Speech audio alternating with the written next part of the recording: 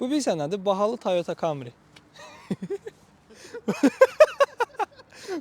Və Rüstəm orada arxada dayandı, bir dənə baxış atdı mənə buna Camry deyəndə. Heç uzatmayacağım.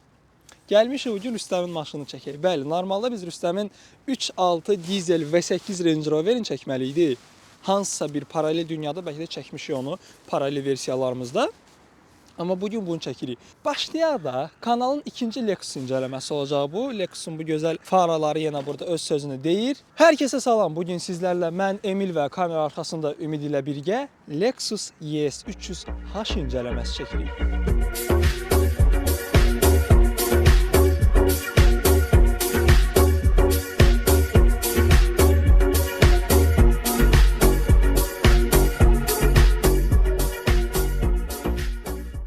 Lexusun ES seriyası 1989-cu ildən bəri istehsal olunur. Orta ölçülü biznes avtomobildir. Ümumiyyətlə bu arxasında gördüyünüz ES yazısının açılışı executive sedan olaraq deyirlər buna, icraçı sedan və yaxud da ki elegant sedan, zərif sedan olaraq da bunun adı belə keçir. 2 dəfə restyling görüb. Bizim avtomobilimiz 7-ci nəsildir. 7-ci nəsil Lexus ES. 2021-ci ildə bir dənə restyling görür, 2024-cü ildə ikinci restylingini görür. Lexus ES modelinin 7-ci nəsli 2018-ci ildə Pekin avtosalonunda təqdim olunmuşdur. ES modelləri ilk 5 nəsli Camry'nin bazasında qurulmuşdur. Camry ilə eyni platforma, elə bir ki Camry üstündə qurulan avtomobillər olub. Artıq ondan sonraki nəsillər isə Camry və Avalonla. Camry ilə Avalonun ideal ortasıdır. Ümumiyyətlə ES nədir? Salon səssizliyinə diqqət edən, daha komfortlu sürüş verən, bizə yumşaq, keyfiyyətli, gözəl sürüş təmin edən bir avtomobildir. Bunu mən bir balaca nahamar yolda sürmüşdüm. Həqiqətən həm askı sistemi baxımından, həm də salon keyfiyyəti, salon komfortu çox gözəldir. Avalon XX50 və Camry XV70 gövdəsinin ortaq platformasındadır. GAK platformasının üzərində qurulmuş avtomobildir. 7-ci nəsil ES modeli Avropada ilk satışa çıxan ES avtomobili olub. Ona kimi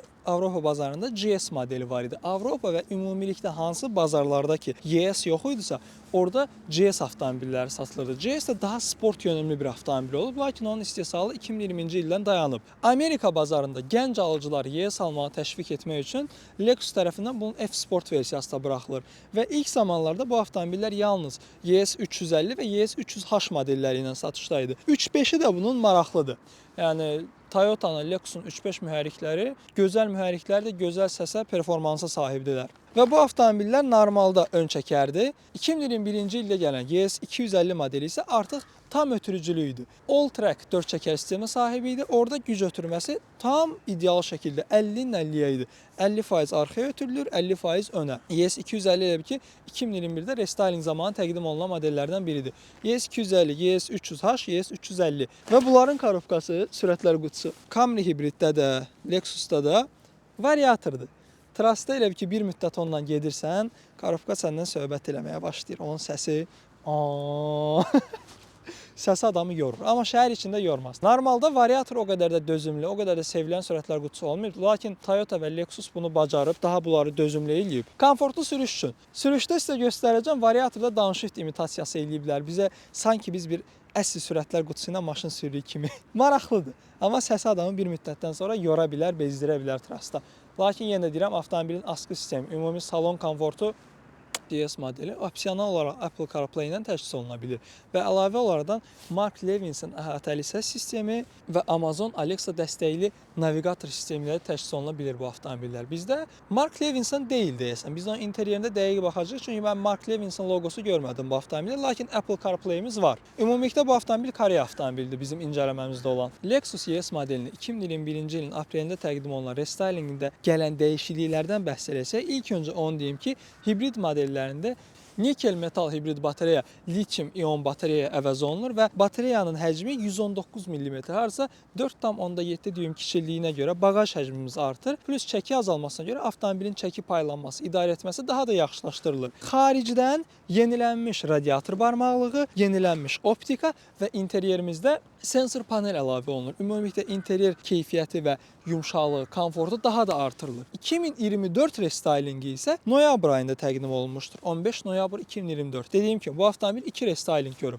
Orada artıq yenə yeni ön fara, yeni ön radiator barmaqlığı, arxada Lexus logosunun yerinə Lexus yazısı, yenilənmiş arxa bufer, yenilənmiş arxa LED stoplar. 2024 restylingdə stoplarımız artıq bir LED şəklində daha da belə gözəlləşdirilib və arxa buferimiz dediyimiz kimi yenilənib, egzoz çıxışlarımız isə gizlədilib. Yenə də interyerdə dəyişikliyi var bu arada. Multimedia sistemi monitoru daha da genişləndirilib. Bu birinci restylingdə də böyüdüldü, ikincidə də. Avtomobilimizin mühərrikxanasına nəzər yetirsək, A25A FXS mühərrikimizi görürsünüz burada. Toyota'nın New Global Architecture strategiyası üzrə qurulan daxili yanma mühərrikləri seriyasıdır. Bu mühərriklər 3 silindir, 4 silindir və V6 konfiqurasiya ilə olan mühərrik ailəsidir. 2017-ci ildə 70 gövdə Camry-nin üzərində təqdim olundu bu mühərriklər. Atmosfer versiyasının kodu A25A-FKS-dir. Bizdə olan hibrid versiya isə A25A-FXS. 2,5 litrlik qəşəng dözümlü mühərriklərdir bu arada. Yəni zaten Toyota'da, Lexus'da mühərriklə bağlı elə də bir problem yaradan avtomobillər deyil. Toyota hardasa bir 20-30 il əvvəl bir dənə ideal formula tapıb, hansı ki dözümlüdür. O formulayında davam edir. Digər brendlər isə yenilikləri yoxlayırlar, yenilikçidirlər deyə bir sıra mühərriklərdə problem yaranır. Çünki sən davamlı inkişaf eləmək istəyirsən, yeni şeylər çıxardırsan, bunu da satmalısan, feedback almalısan, geri dönüş almalısan, görməlisən bu mühərrik özünü necə aparır. Toyota isə o bir formulanı tapıb, onu tutub, deyir onsuz satılır da, bundan davam. Ümumilikdə dediyim kimi, gözəl, qəşəng mühərriklərdir və hibrid versiyası həqiqətən ekonomdur. Normal özünə gündəlik sürüş üçün və ya ailə üçün komfortlu bir avtomobil axtarırsa, komfortlu geniş, Lexus ES ideal seçimlərdən biridir. Bu mühərriklər Dynamic Force seriyasına aiddir və yaxşı benzin istəyən mühərriklərdir. Baxmayın atmosferdir, hibriddir, 92 tökərəm deyirsiniz. Yəni 95 tökməyiniz məsləhətlidir. Temboli hibrid sürürsən, yəni 95 məncə daha yaxşı olar. 92-95 ikisi də uyur, amma Azərbaycan-Rusiya 92-si yox. Mən məsləhət görmərəm. 95 tökün ki, həm sisteminiz təmiz qalsın, həm də sabahsı gün lazımsız bir problemlər yaşamayasınız. Bu mühərrikdə nə kimi problemlər olur desəz, bir teflobenikləri çatlaya bilir. Onu da nəzarət edin. O çatlasa soyuducu maye birbaşa yanma kamerasına daxil olur.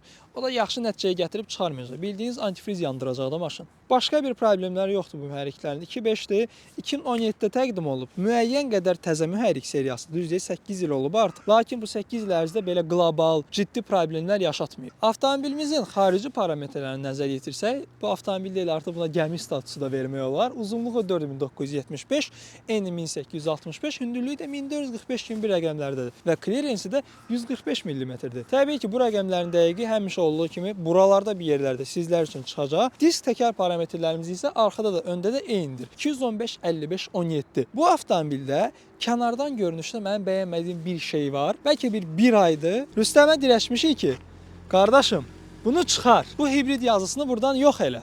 Mən düşünürəm ki, o artıqdır. Ümid, sən nə fikirləşirsən? Ümid də təsdiqləyir ki, o yazı orada artıqdır. Məncə, yəni lazım deyil. Niyə də?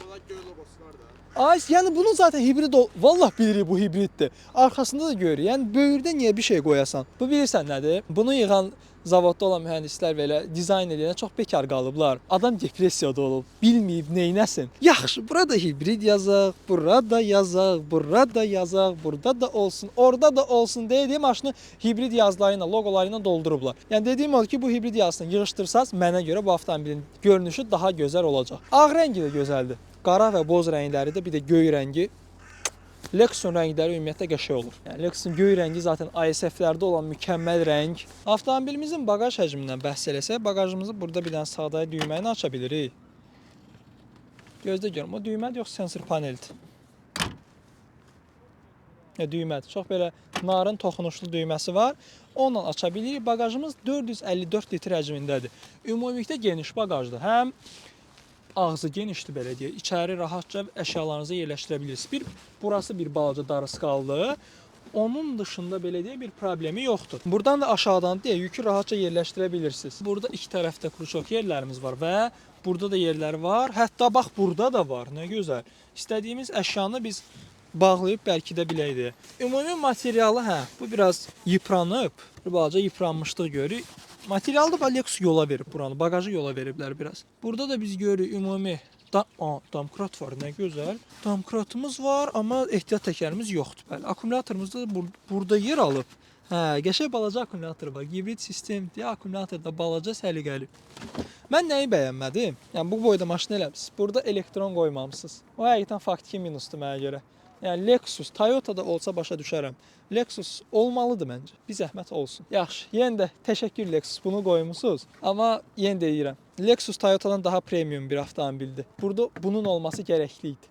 Basanda gəlsin. Arkada da gördüyünüz kimi Lexus logosunun ətrafında mavi, bu bizə bunun hibrid olduğunu göstərir. 300-dəki 300 və H yazılardakı içi mavidir. Bu da göstərir ki, bu avtomobil hibrid avtomobildir. Ümumi arxa görüntüsü də stoplarımız gözəldir. L formalı belə qəşəng stoplarımız var. Ümumilikdə avtomobilin axşam görüntüsü öndən də, arxadan da qaranlıqda faralar, stoplar əla görünür. Keçid alsaq avtomobilimizin interyer bölümünə. Gəldik.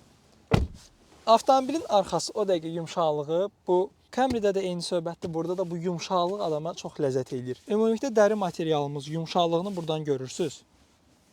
Diz məsafəsi genişdir. Yəni öndə oturanda rahat oturur. Arxada oturanda. Avtomobil dediyimiz kimi Avalonla, Camry ilə eyni platformanın üstündə deyil, daha geniş, uzun avtomobildir müəyyən qədər. Rahatsız. Gəmin içindəsiz. Baş məsafəsi burada hardasa 5-6 barmaqlı bir baş məsafəmiz var. Əsas məsələ salon rəngi. Qəhvəyi, tünd qəhvəyi rəngdə damımız var. Və açıq qəhvəyidə oturacaqlarımız. Bunların ağ salonda var, ağ-qara. O da çox gözəl görünür. Bax, burada da. Dərini burada eləyiblər. Qəşəng bizə hissiyat veriblər. Yumşaq toxunuşlu. 2 dənə qovluq yeri. Bunlar hamısı öz yerində. Şarj portlarımız var burada bizim. 2 dənə USB portumuz var. İkinci şarj portu. Arxa sıra deflektorları bu yerdədir. Və buranın da yumşaq material. Plus minus müəyyən qədər yumşaqdır. Burada dəri, burada hər yerdə dəridir. Bu aşağıda plastik gəlir, amma plastikin rəngi də ümumiyyətlə salonda rənglər bir-birini tamamlayıb. Oturacaqlarımızda uşaq oturacaqlarını yerləşdirmək üçün yerlərimiz var. İzafixlə təchiz olunub. Arxa sıra həqiqətən rahat geniş. Bu tutacaqlarımız var. Adamlar bunun da üstündə dəri eləyiblər axı. Yəni adam deyir ki, sən Lexusda oturmuşsan, plastikə dəymə də, dəriyə toxun. Bizdə əsas məsələ burada əməlli başlı panel gəlir. Bir burada içi belə yumşaq materialdan da gözləndiyi kimi Lexusa yaraşan formada heç bir səs olmasın deyə stəkan tutacaqlarını buradan açdıq. 2 stəkan tutacağı da bu yerdədir. Qəşəng uğraşılmış. Həm də ki uzunluğu yaxşıdır. Qolunu rahat qoya bilsən. Qısa deyil belə. Kəsilib qalmırsan. Heç uzatmadan keçək sürüş testinə. Keçid almışıq avtomobilimizin sürüş testinə. Burada açarımızı görürsünüz. Lexus loqolu. Sadə Lexusun özünə məxsus açarımız var. Bayaq deyildiyi sensor panelli multimedia sistemi. O sensor panelimiz buradadır. Ortasında burada Lexus yazısı öz əksini tapıb. Ön paneldə dərini görə bilirik. Burada qəşəng hissiyatı var. Günlüklərimiz öz yerində. Ümidin tam qarşısında bir barda çokumuz var. Az ki buradan aça bilirik. İçini burada plasmas ediblər. Axıra qədər plasmasdır. Burada da bir barda çokumuz var. Və bunun da dəri materialı qəşəng yumşaqdır. Burada da yenə plastik elementlər davam edir. Avtomobilimiz indi işə düşdü. Ümid mənə belə bir video atmışdı. Avtomobildə full səssizlik. Hibrid modda sakit davam edirik. Hibrid sistemdə çox sakit hərəkət edirik. Bu dəqiqə benzin mühərrikimiz də işə düşdü. Və bu Lexusun gözəl saatı. Mən ümumiyyətlə bu avtomobillərdəki saat detayını çox bəyənirəm. Çox qəşəng görüntü verir avtomobilə. Yəni o tamamlayan bir şeydir. Hayır ki, günümüzdə bir çox avtomobillərdə yoxdur. Amma olan avtomobillər belə özəldir. Bu arada bunu göstərim. Rüstəmin ürəyində hələ də o Sport Range Rover yatır. Bu hələ də var. Avtomobilimizdə 95 oktanlı yanacaqdan istifadə olunur. Dediyim kimi bu avtomobildə elə məsləhət görülən 95-dir. Azərbaycana 95 tökün. 40 litr həcmində yanacaq çənimiz var. Sərfiyyatımız da şəhər içi 5-6 litrlərdədir. Trasda da elə 4-5 litr olacaq. Ondan aşağı düşəcəyinə o qədər də inanmıram. 2021 avtomobilində olan kamera keyfiyyəti də o qədər də mən bəyənmədim, nə yalan deyim. Lexus avtomobildə bir sıra şeyləri çox yaxşı eləyib, söz yox. Amma bir sıra şeylərdə ekonomiya eləyib. Onu da müəyyən qədər plus-minus başa düşmək olur. Salona daha çox güc veriblər. Bir sıra elektronikalar biraz daha aşağı səviyyədə eləyiblər və ya eləməyiblər. Yola vermək olar. Burada bizim EV mod düyməmiz var. Hansı ki, biz onu bu dəqiqə basmaq istədik. Bizə dedi ki, basana deyək ki, EV mod aktiv deyil hal-hazırda. Çünki hibrid sistemlə bateriyasının şarjı azdır. Şarj az olduğuna görə bizə full elektrik modunu vermir. Səsləri gözəldir bu arada. Pavorotnikin səsi, mən o vaxtı Geely-də falan pisləyəndə ümid deyirdi ki, yox da, elə də deyil. Sonra bir müddət özü Geely sürdü. O bir neçə gün əvvəl gəldi, təsdiqlədi ki, hə, razıyam, o qədər də qəşəng deyil. Mən dediyimə qayıtdı ümiddə. Amma məsələn, Lexusda səs daha belə mülayim. Avtomobilin idarə etməsi qəşəngdir və sizə o uzunluğunu, o qabaritini hiss elətdirmir. Adam rahatca öyrəşə bilir. Və gedəndə də 60-a qədər əla gedir. Sonrasında biraz gücənəcək. Hətta sizə belə bir şey göstərim. Bizim variator olsa belə, bayaq dediyim downshift imitasiyamız var. 3-4 heç də dəyişmir ha. Sadəcə var. O bizə kontrolün səndə olduğunu hiss elətdirməyə çalışır. Sənə deyir ki, yaxşı da var. Bu arada biz buradan avtomobili sport moda keçirə bilirik. Avtomobilimiz indi sport moddadır. Sportda daha biraz çevik olur qazın reaksiyası. Sürətlər qutusunda müəyyən dəyişiklik, sürətlər qutusuna gətirdik sporta. Variatorun hissiyatı necədir? Dediyim kimi, o uzun yol getsəz, trasda gedəndə, davamlı belə yüksək abarotda sürsəz, səsi sizi yoracaq. Sizdən söhbət eləməyə çıxır.